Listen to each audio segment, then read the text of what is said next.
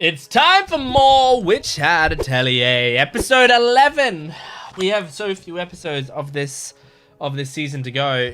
I'm gonna cry. I'm gonna cry when this show ends. I'm gonna be so upset when this season ends, I should say, and when the show ends. But that'll be ages away. I'm loving this series, and I can't get enough of it. And we're gonna run out of episodes soon. It's gonna be so hard. But let's just enjoy the episodes that we have for now, okay? Don't cry because it's over. Smile because it's not over yet. So yeah, we have three episodes to go, including this one, right? 11, 12, and 13, I believe. So yeah, let's enjoy every second of it. Make sure to support this video if you can. Liking, commenting, and subscribing, all that stuff helps me out a lot. I'm a small channel, so it really extra helps me out more than those big channels out there who don't care about your likes and comments as much as I do. So please make sure to support the video as best you can. And go to my Patreon account if you want the full-length reaction, early access, exclusive videos, lots of other great stuff. Check out my Naruto reactions. They're very good. But yeah, let's jump into this Witch at Atelier episode 11. Oh my god. Scale wolves.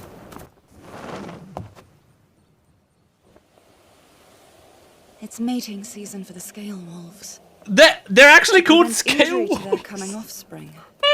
They bodily impact to shed their plate scale fur. Right. They wouldn't have to weaken themselves.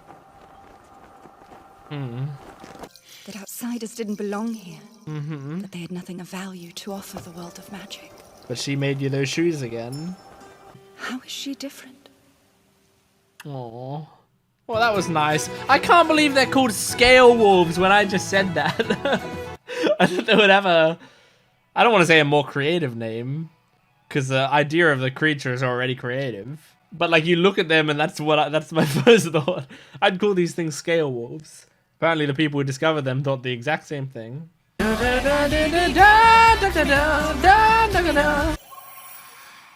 Cute. You most certainly did. The Tested Servant Batcave. The ones you can complete easily and consistently are in fact your specialty. Yeah.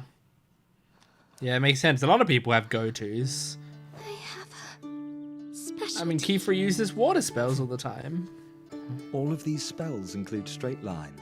Look at the difference in confidence between your curved lines and your... Makes sense, because she does that with Think back with to the cloth. day we first met. Yeah. You were drawing straight lines then as well. Every witch has their own specialty. And yours is being Identifying yours straight. will give you confidence. If you're uneasy, say it aloud. Let your ears hear the words. Aww. My specialty is straight lines. It's true, isn't it? Straight lines are my specialty. From now on, That's so I'll cute. focus on straight lines. Onward on a straight line success I go. Not so fast, young lady. Agott, I'm straight! Specialty spells will come naturally. Oh, the very ones that give you the most trouble. Yeah. Practice everything. so You'll doing, yeah, you you'll may even naturally find new fall into specialty. what's best. Incredible. Casting seals are more and more impressive. Whoa. I can appreciate how hard they must have been to design. Incredible magic drawn by incredible Her people. vocabulary of praise is rather limited. By turning our focus to the advanced spells of others, we witches can effectively train our eyes to... I don't want to! Oh my god! She did it on the table as well. Are you hurt? It's dangerous. Jeez. With eyes closed. Feels like the Richeh guideposts doesn't of like being learning put in a box. And ears. Richeh? Did she go out the Are window? you- Has she got an invisibility cloak on? Do you know where she is? Oh my god, you're a snitch.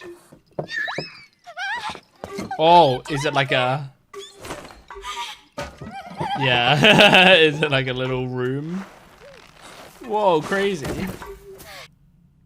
Brush buddy? Got a full little hidey hole in here. This is really cool. Ribbons made out of crystal. Aww. How can he be mad when Coco is so cute? Now that really is incredible. It's beautiful, Richeh. Oh. She warms everyone's cold heart. Look at this. Really? Aww. Thank you. It's one of the best parts of magic for me. I'm looking forward to hearing her response to this. Not for me. I don't want to think about anyone's spells but mine. Okay. Those books. They'd start making me copy whatever was in them. Okay. I'd have to... spells that aren't my style. I'd hate that. Not one bit. They'd only contaminate mine. She has a certain idea of her own only joined us identity. here after her apprenticeship to another witch came to an untimely end. Oh. That's People just aren't as simple as spells. stones? Snugstones, to be precise. What stones? Latest creation. Snog stones? They're intended as a sleep aid, and you'll be warm from tip to toe. Oh, nice. Might not offer more than comfort, but pass them on to your apprentices. Thank you, I will. Very cool. There's such kindness in your magic. Yeah. Far more than in your words. Right! This is... I need some data on how effective they are! We needn't argue about it, surely. Ollie, you Ollie. miscounted. I didn't know you called There him are Ollie. 5 of them. 4 for the girls, And one for you, dude. and 1 more for you. That's 5. You gonna forget about his husband? You are a teacher, eh? He's such a cool character. I wish we got more of Orugio. Because he's so cool. I shall try. Whoa! Where could it be from? Is a fax? I've received word from the Great Hall. The date for your second test has been set. When do we leave? 3 mornings hence. At Cape Romanon. So are in they Serpentback Cave. all doing the test, or is it just Agott? What a charming spell, Richeh. I'm impressed. Richeh? Is that her name? Her full name? Look at it, really. Oh, her voice. Slowly. Your big brother loves when you express yourself through your spells. You're. Never lose that. Stay true to who you are. Are you her big brother? Really? You're a very feminine guy. Where are you going? Not an insult. Do you not want to look at my spells anymore? Oh. Don't go, really? Oh, that's so sad. I'd resolved to dedicate every available moment before the test to practicing. These blasted Snugstones. Curse them with a luxurious They're really walk. effective. All is well, Agott. I am of House Arklown. I will be passing this test on my first try. I believe you. Different as night and day from this sad little failure. My apprentice Eweny has failed this test twice, Eweny? despite having only 1 chance a year. Listen to his Remarkable voice. disappoint. A faulty possession can be repaired. How dare you speak like that? Damn. Oh, it's fine, really. Oh, After all, what he says is true. is that Justin Briner? And I've caused Master Kukru no end of trouble. I think it is. It continues to reflect so poorly on you, Master. Furthermore, please show incompetence. Are you all right? Sorry to have kept British everyone waiting. Deku. Quite the imposition. What? It's a huge brush buddy. And it's talking to me. A mirror cloak of burrow shade. A Oh. magical wearer to project the illusionary guise of a nearby beast. Whoa, that's cool. Oh, it's Pleasure to meet her. you. I am Elira. And it will be Elira. my responsibility. You'll be the test proctor then. Pure Cool. coincidence. Apprentices who aren't testing today as well.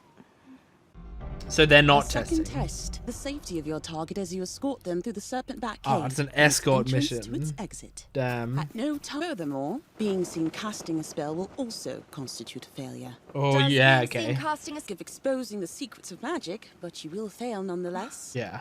It's a For you'll test. have exposed your humanity. Oh my god. Are those griffins? Close, Griffins? but no, they're merthans. A species that lives near the water. to use our magic to protect them from magic? That's the gist. It exceeds. We witches must take responsibility for altering their environment. Whoa. And so, every year, we offer guidance and protection to keep them from going astray. Ah. As long as you remain shrouded in those cloaks. But take care, for if you should remove them or disrupt their seal, the merthans will flee. So Right. that's it. And this last one goes to you. Richeh? Richeh too? Is she taking the... Sorry, there's been a mistake. I'm not taking the Richeh's test. taking the test? That will show you applied. There's no mistake. You'll be taking the test, Richeh. Okay, It's cool. true. I'm excited about that. You liar. Richeh. No, you remember. You said you'd always let me do what I wanted. Oh. You're just another adult making rules. Oh. I care very I think much he's doing what it for you you, want. girl. Will empower you to live the life you want to live. Oh. May I ask you for your trust this one time? Oh. Yeah, come on, take a page out of Coco's Take book. it, but I'm doing it the way I want. Yep, he wouldn't have it any other way. Fine with me? If I try it and hate it, I'll never do it again. Oh. This will be the last time I ever trust a word you say. Oh. I love Richeh. I'm afraid fools like that have no hope of being corrected. Nothing but complaints and excuses from them. This guy's weird as fuck. But the hour grows late. Is I this must guy be making my secretly way a back brimmed to the cap? Great Hall. You mean you're not staying for your apprentice's test? Oh, well in hand. Stop dilly-dallying Oh and my get gosh. to it. Ewany. I'll do my best not to fail, I promise. That's absolutely Justin Briner. Magic. This is a strange test. This is not what I thought we were going to be seeing. But I'm sure the show will make it entertaining. I keep thinking like something's gonna, you know, like Now then, one of might I interest the two brimmed of you in caps a is late going to be breakfast? disguised as one of these animals. RICHEH'S. You don't know terribly much about magical ruins like the Serpent-Back Cave, do you? No. Still linger across the world like scars. Show me how you'll traverse this path. That's the end of the episode? That was so quick! Oh my gosh. Okay, great episode where I had to write down a bunch of names. I had to write down... so we have Richeh, which is Richeh's, I guess, full name. And then Rilifin, I turned on the subtitles, and I think Rilifin is her brother. I think that was her brother. Ewany is the little Deku apprentice. Alira is the person proctoring this exam, and then Master Kukro is the sort of dickhead that was the master of Ewany. So we got some new names. But I mean, this episode felt so quick. I feel like we just we really didn't get much at all, but I can't wait to see how this progresses, even though my immediate thought is that like the test doesn't sound that interesting overall, but the thing is like it's not really about the test. It's going to be about like how they do the test and what happens during the test, because I don't think the test is going to go off without a hitch, because I'm pretty sure we got teased last time that the brimmed caps are going to be doing something. They're going to be doing something with this test. I don't know what it's going to be. I'm kind of surprised that it's only going to be like, and it makes a lot of sense that it's only going to be Richeh and Agott and Ewany doing the tests. Like, I get why you wouldn't have like Coco, for example, do the test right away or whatever. But like from a show perspective, right? From the perspective of a series, to not have your main character be doing the test does make me like wonder, especially when the tests are always the same thing. It seems like there's, you know, everyone who does the data range test, for example, all of them, their goals and the location is the same, right? Like they go to the data range, they have to get to the top thing and get a flower, right? So even though the situation might slightly change based on like the elevation at the certain time of year and whatever, for the most part, the test is exactly the same thing. So with that being said, like, I feel like we're not going to have, you know, Richeh and Agott do the test, and then later in the show, we see Coco and Atelier do the test. Like, I imagine we're not going to see the exact same test be done again. So either they are going to get like, they're going to pass the test incidentally this time, where it's like they weren't taking the test, but because the brimmed caps do some bullshit and Coco and Tetia have to help out, like at the end they go like, you know what, all of you passed the test because you all did stuff that witches, you know, should be able to do. So either that happens, or in the future they sort of off-screen the test. Like they sort of go like, and also Coco and Tetia, I'm sorry I called Tetia whatever. Coco and Tetia just did the test, you know, off-screen, they succeeded in it. Or like they montage it, you know, like they don't do a full arc based on it. I'm guessing you just gotta, I just think about this from a story perspective, because I don't think you do the test with these two and then later do the test with the other two and have them both be like lengthy sections of the story, because then, you know, it's gonna be repetitive, and I think most storytellers wouldn't even want to do that. Like an audience wouldn't want to see that, and a storyteller probably wouldn't want to tell that story anyway. The difference is sometimes writers might do it if the test is something that changes every year or something, you know? It's like, okay, you're doing your second test. Last year, you had to do this thing where you disguised as birds and helped them through a fucking serpent's cave or whatever. But like this year, it's going to be something completely different. You have to disguise as pigs and roll in the mud or whatever, you know? So, but it sounds like this one's always the same thing. So yeah, anyway, it just makes me curious, like how we're gonna go about it. I think it's slightly more likely that the other girls are going to pass, like get an honorary pass because of actions that they take in this upcoming arc.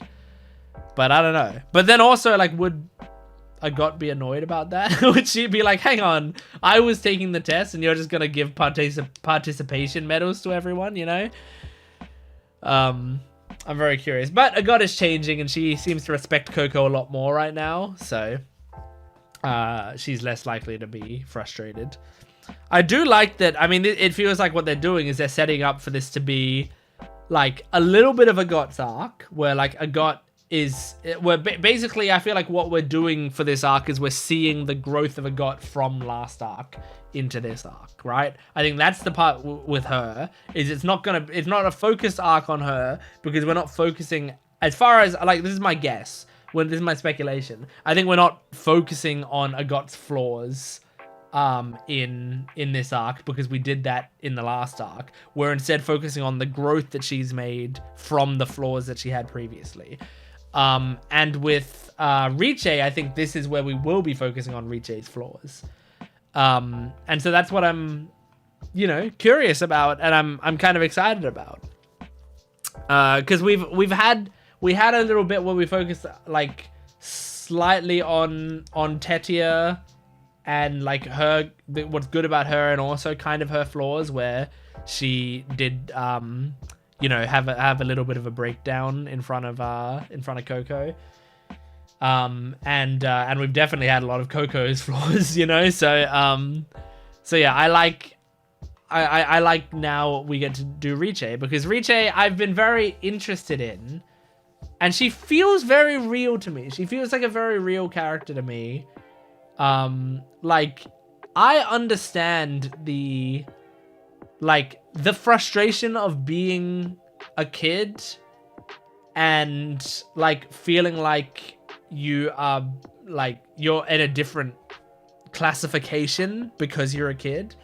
I do understand that frustration a lot. I feel like a lot of kids do go through it, some more than others, depending on how, I guess, like, self-aware they are of that sort of problem.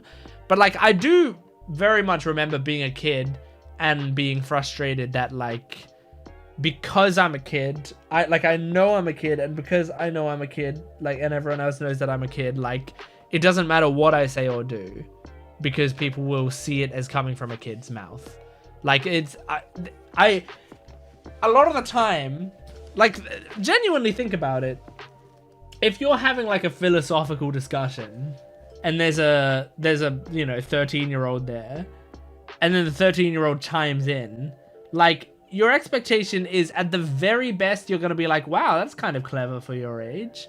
At the very best, you know? Like, but like, I feel like even if they say something like really philosophical, you're kind of not going to take it fully at face value just because you're hearing it coming from a kid. Now, the thing also is that, like, when you're a kid, you don't understand, like, why that's happening.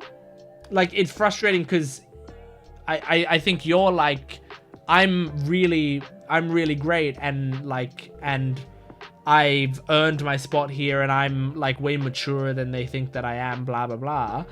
But you don't see that part of that frustration is coming from immaturity. Where, like, Richeh, she is being quite immature here, but like she, you know, but she's a kid. Like, she's being a natural amount of immature that a kid is being, but like, it's, you know, it's coming from frustration that she's not being taken seriously, right? And I think that's like really real feeling to me. That's really realistic feeling. So yeah, I find her a very interesting character, and I can't wait to like learn more about her, I imagine, through this arc. And I love her voice actor, man. I don't actually know off the top of my head, because I know that